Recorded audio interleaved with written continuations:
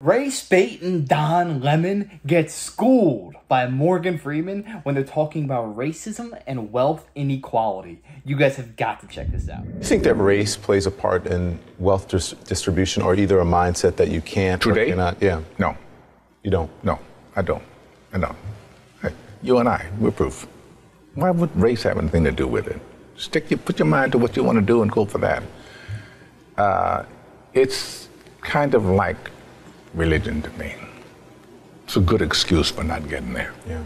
You know, I said, and it's probably get me in trouble, but I said to some of my colleagues recently, so I know that it's an issue, but it seems like every single day on television I'm talking about race, and it's because of the news cycle, it's in the news, but sometimes I get so tired of talking about it, I want to just go, this is over, can we move on? And if you talk about it, it exists. Right. Yeah. It's not like it exists and we refuse to talk about it, but making it a bigger issue than it needs to be is the problem we have. I don't think wealth and genetics have anything to do with each other, actually. If you're born in the U.S., it really doesn't matter the condition of your birth. Mm-hmm. What matters is what you inherit from your nurturing, from your environment, whether or not you're going, I'm just from the standpoint of having been born with little. You can always get out of that. Poverty is just... But environment affects. Yeah. Say you're born as one of the untouchables in India, mm-hmm. There you are. And if you're born into the super rich, there you are.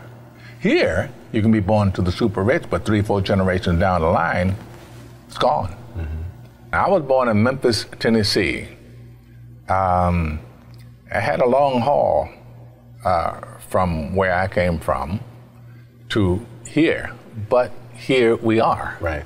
So the proof of the pudding is in the eating, and here we sit at the dining table. But it's hard to, when you say that to some people, because they say, oh, there you go with a pull yourself up by the bootstraps thing, and you're just being respectable. Not everybody can do that. BS. I don't care who you are, what ailment you have, or anything like that. I think that if you work hard, you give your entire life craft to whatever you're pursuing, I believe you can be successful. Maybe that's me being ignorant, but why would I adopt any other mindset? Almost like a logic fail. Those who believe they can and those who believe they can't are both right.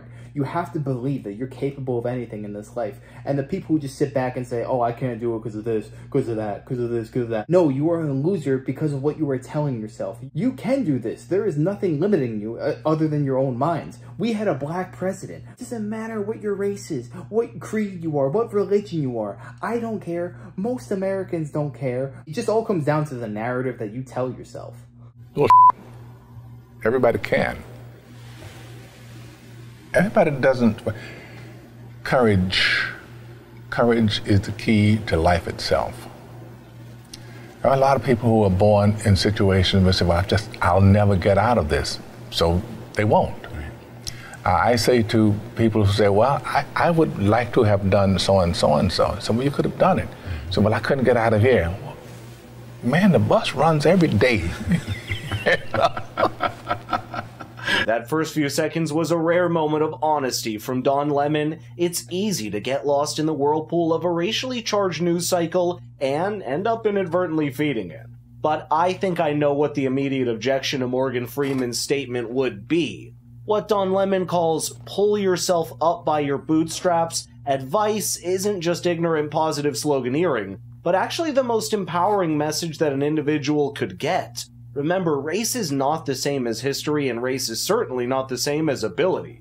Morgan Freeman was correct in first asking Don Lemon if he means today, because this country's come a long way in ensuring equality of opportunity for everyone. A quote by the incredible Thomas Sowell comes to mind that fits perfectly in this context. Quote, racism is not dead, but it's on life support, kept alive by politicians, race hustlers, and people who get a sense of superiority by denouncing others as racist. I actually love that Morgan Freeman outright calls it BS that everyone can't make it in America with enough hard work. The first step to doing that, however, is ridding yourself of these self-limiting beliefs. There's an incredible social experiment that demonstrates what's called the Pygmalion effect, or the teacher expectancy effect, In short, when a group of randomly selected 20% of students in a class were marked out in an actual experiment as future academic bloomers, the students felt a weight of responsibility to meet to these expectations and worked much harder to meet them.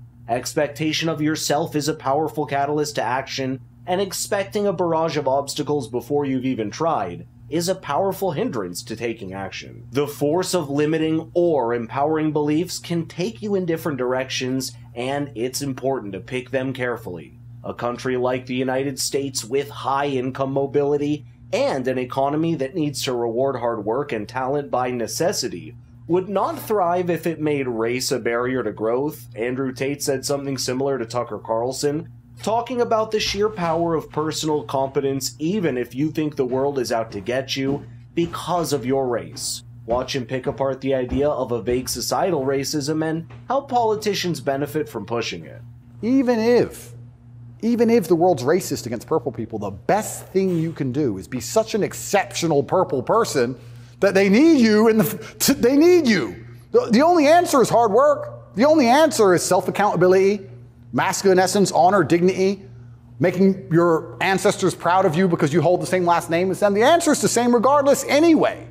But when people like Kamala are pushing this racism agenda, they're trying to say to people effectively, you'll never be anything, and you don't stand a chance of ever being anything.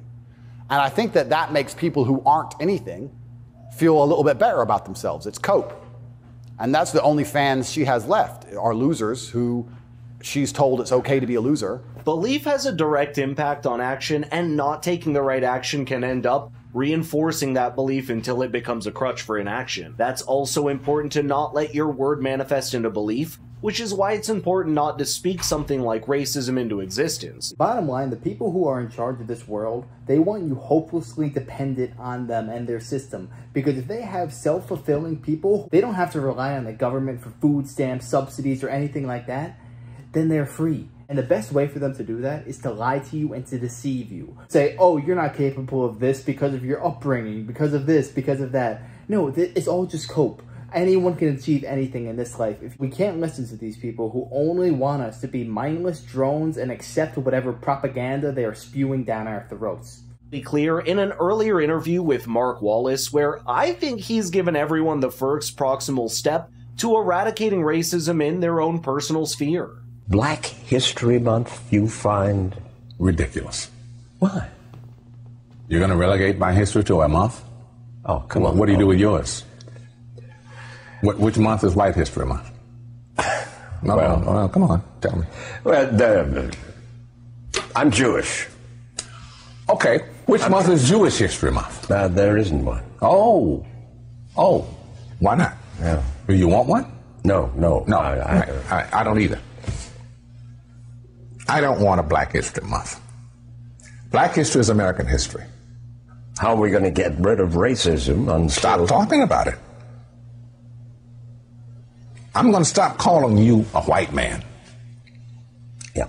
And I'm going to ask you to stop calling me a black man. If you like Morgan Freeman or you dislike him, he is 100% right on this. The only way we can actually end racism is to stop bringing it up every damn day. You turn on the news, all you see is black man did this, Asian man did this, white man did this. How about we just say man? What does the race have to do with any of it? It's only there to divide us. Children have the best mentality on this because children don't see any of this. They treat everyone the same regardless. It doesn't matter who you are. But then as we get older, society teaches us that we're supposed to do this. We're supposed to have these divisions, but that's so illogical. Crime, for instance, has nothing to do with race. It all comes down to culture. If you're raised in a culture where they think it's all right to do these heinous crimes, they're going to do it nonstop. If you have a positive upbringing and you're raised what's right and what's wrong, you're not going to commit these crimes. Morgan Freeman is right on the money. And if more people thought like him, racism would not exist. Will we ever 1000% eradicate racism? I don't know. I hope so. To me, it just seems like we have too many forces